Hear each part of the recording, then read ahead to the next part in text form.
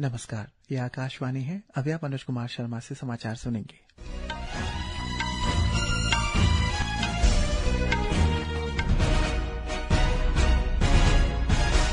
पहले मुख्य समाचार।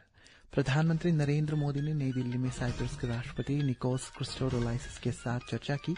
उन्होंने कहा है कि भारत और साइप्रस का लक्ष्य अगले 5 वर्षों में निवेश प्रवाह को दोगुना करना है। चुनाव आयोग ने अगले महीने की 18 तारीख को 10 राज्यों की राज्यसभा की 24 सीटों के लिए द्विवार्षिक चुनावों की घोषणा की। नीति आयोग के सदस्य डॉक्टर जोराम आनिया ने कल institute for transforming Arunachal Pradesh ITA की स्थापना पर विचार विमर्श करने के लिए उच्च स्तरीय बैठक की अध्यक्षता की। अरुणाचल प्रदेश सरकार के स्वास्थ्य एवं परिवार कल्याण विभाग ने राज्य भर में सभी अस्पतालों और स्वास्थ्य संस्थाओं को आधिकारिक रूप से सख्त तंबाकू मुक्त क्षेत्र घोषित किया है। सुप्रीम कोर्ट ने 1 जुलाई से कक्षा 9 के छात्रों के लिए CBSE द्वारा 3 भाषाओं की पढ़ाई अनिवार्य किए जाने के खिलाफ दायर याचिका पर सुनवाई करेगा। और IPL क्रिकेट में आज शाम हैदराबाद में सनराइजर्स हैदराबाद का मुकाबला रॉयल चैलेंजर्स बेंगलुरु से होगा। अब समाचार विस्तार से। भारत और साइप्रस ने आज आतंकरोधी नवाचार और प्रौद्योगिकी, उच्च शिक्षा तथा अनुसंधान और सांस्कृतिक सहयोग पर संयुक्त कार्य समूह की स्थापना सहित विभिन्न क्षेत्रों में कई समझौते किए। प्रधानमंत्री नरेंद्र मोदी ने नई दिल्ली में साइप्रस के राष्ट्रपति निकोस क्रिस्टोडोलाइसिस के साथ विभिन्न क्षेत्रों में द्विपक्षीय सहयोग मजबूत करने पर चर्चा की। दोनों नेताओं ने बहुपक्षीय मंचों के सहयोग सहित क्षेत्र और वैश्विक महत्व के मुद्दों पर भी विचार विमर्श किया। हम साइप्रस के साथ मिलकर गिफ्ट सिटी को एक ग्लोबल फाइनेंशियल और सर्विसेज हब बनाने के विजन को गति देंगे और दोनों देशों के इनोवेशन और स्टार्टअप इकोसिस्टम के बीच कनेक्ट बढ़ाएंगे। प्रधानमंत्री नरेंद्र मोदी ने संयुक्त वक्तव्य में कहा है कि भारत और साइप्रस के बीच मित्रता न केवल मजबूत है बल्कि भविष्योन्मुखी भी है। उन्होंने कहा है कि पिछले 1 दशक में साइप्रस में भारत में निवेश लगभग 2 गुना हो गया है। प्रधानमंत्री ने कहा है कि पिछले कुछ वर्षों में साइप्रस के साथ रक्षा सहयोग बढ़ा है। हमें बहुत खुशी है कि पिछले कुछ वर्षों में दोनों देशों के बीच मिलिट्री एक्सचेंज और ट्रेनिंग सहयोग बढ़े हैं। आज हमने साइबर सिक्योरिटी, मैरीटाइम सिक्योरिटी और काउंटर टेररिज्म सहयोग को भी और मजबूत करने का निर्णय लिया है। हम इंडो पैसिफिक ओशन इनिशिएटिव और India middle east Europe economic corridor जैसे महत्वपूर्ण पहलों से कनेक्टिविटी सुनिश्चित करने के लिए भी साथ मिलकर काम करेंगे। प्रधानमंत्री नरेंद्र मोदी ने कहा है कि दोनों देश यूक्रेन और पश्चिम एशिया संघर्ष को शीघ्र समाप्त करने और शांति के प्रयासों को समर्थन करते हैं। यूक्रेन हो या वेस्ट एशिया, हम संघर्ष की शीघ्र समाप्ति और शांति के प्रयासों का समर्थन करते रहेंगे। हम इस बात पर भी एकमत है कि बढ़ते हुए ग्लोबल चैलेंजेस के समाधान के लिए ग्लोबल इंस्टीट्यूशन का रिफॉर्म अर्जेंट और इम्पोर्टेंट है। साइप्रस के राष्ट्रपति ने कहा है कि पिछले 1 वर्ष में दोनों देशों ने आपसी संबंध और यूरोपीय संघ तथा भारत के संबंधों में अभूतपूर्व प्रगति की गई है। इससे पहले आज सुबह विदेश मंत्री डॉ जयशंकर ने साइप्रस के राष्ट्रपति से मुलाकात की। क्वाड विदेश मंत्रियों की बैठक 26 मई को नई दिल्ली में आयोजित की जाएगी। विदेश मंत्री डॉ जयशंकर ने निमंत्रण पर ऑस्ट्रेलिया के विदेश मंत्री पेनी वोंग, जापान के विदेश मंत्री तोशिमित्सु मोटेगी और अमेरिका के विदेश मंत्री मार्को रूबियो बैठक में शामिल होंगे। विदेश मंत्रालय ने कहा है कि एक स्वतंत्र और खुले हिंद प्रशांत क्षेत्र के लिए क्वाड के दृष्टिकोण के अनुरूप क्वाड विदेश मंत्री प्राथमिकता वाले क्षेत्र में सहयोग बढ़ाने पर विचार विमर्श करेंगे और क्वाड के अंतर्गत की गई पहलों के प्रगति की समीक्षा भी करेंगे। नीति आयोग के सदस्य डॉ जोराम आनिया ने कल institute for transforming Arunachal Pradesh ITA की स्थापना पर विचार विमर्श करने के लिए एक उच्च स्तरीय बैठक की अध्यक्षता की। इस संस्थान की परिकल्पना अरुणाचल प्रदेश में रणनीतिक योजना, साक्ष्य आधारित नीति निर्माण और दीर्घकालिक सामाजिक आर्थिक परिवर्तन के लिए एक समर्पित राज्य स्तरीय नीति थिंक टैंक के रूप में की गई है। इस बैठक में नीति आयोग के CEO निधि छिब्बर, आयुक्त योजना सोनम चौम्बे एवं अन्य उपस्थित रहे। अरुणाचल प्रदेश सरकार के स्वास्थ्य एवं परिवार कल्याण विभाग ने राज्य भर के सभी अस्पतालों और स्वास्थ्य संस्थाओं को आधिकारिक रूप से सख्त तंबाकू मुक्त क्षेत्र घोषित किया है। ये निर्देश सिगरेट एवं अन्य तंबाकू उत्पाद अधिनियम कोटपा 2003 के प्रावधानों के तहत लागू की गई है। यह आदेश गत 29 मई 2026 से राज्य के सभी सरकारी अस्पतालों, सामुदायिक स्वास्थ्य केंद्रों, प्राथमिक स्वास्थ्य केंद्रों, उप केंद्रों, मेडिकल कॉलेजों तथा प्रत्येक जिले के निजी स्वास्थ्य संस्थानों पर लागू की गई है।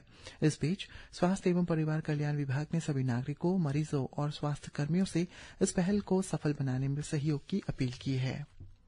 निर्वाचन आयोग ने आज 10 राज्यों की 24 राज्यसभा सीटों के लिए द्विवार्षिक चुनाव कार्यक्रम की घोषणा की है। पूर्व प्रधानमंत्री एचडी देवेगौड़ा, केंद्रीय मंत्री जॉर्ज कुरियन एवं रवनीत सिंह सहित कई सदस्यों का राज्यसभा का कार्यकाल अगले महीने पूरा हो रहा है। एक रिपोर्ट।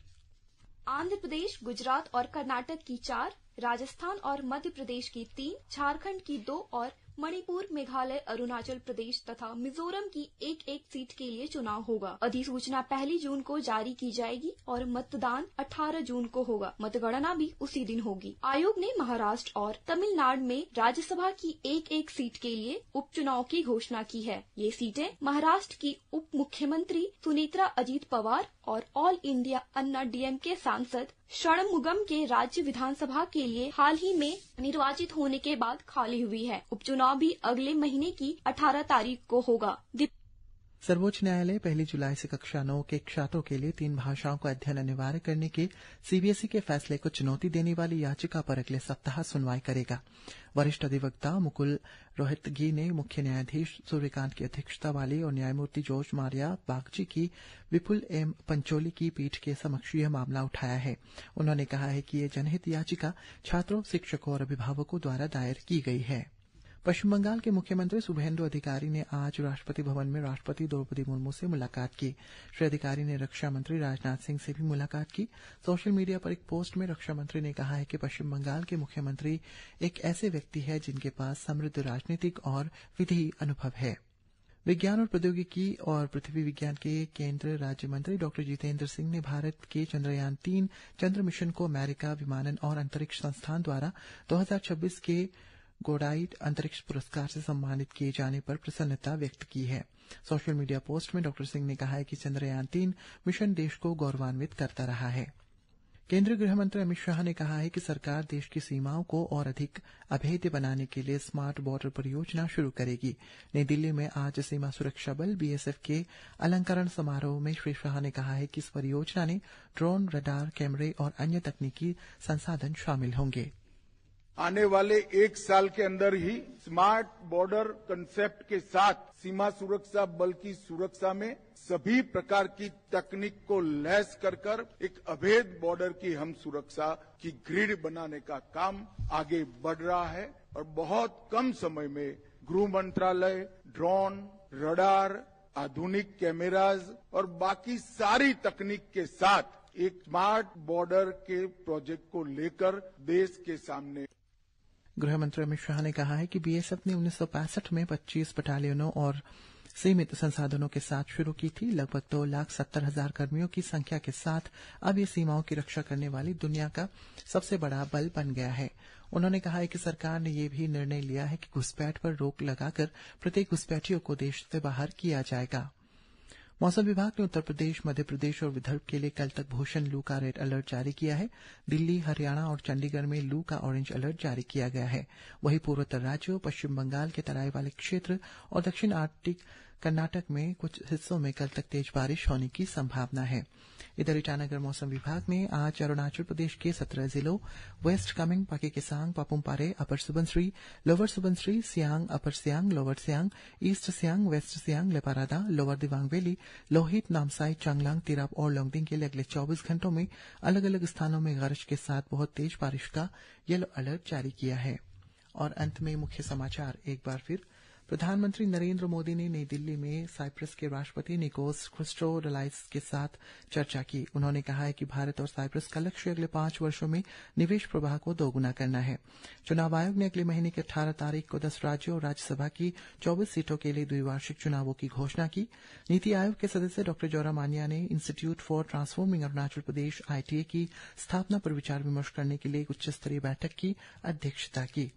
अरुणाचल प्रदेश सरकार के स्वास्थ्य एवं परिवार कल्याण विभाग ने राज्य भर के सभी अस्पतालों और स्वास्थ्य संस्थानों को आधिकारिक रूप से सख्त तंबाकू मुक्त क्षेत्र घोषित किया।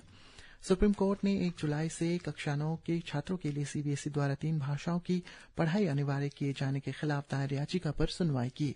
और आईपीएल क्रिकेट में आज शाम हैदराबाद में सनराइजर्स हैदराबाद का मुकाबला रॉयल चैलेंजर्स बेंगलुरु से होगा। इसी के साथ ये समाचार बुलेटिन समाप्त हुआ। नमस्कार।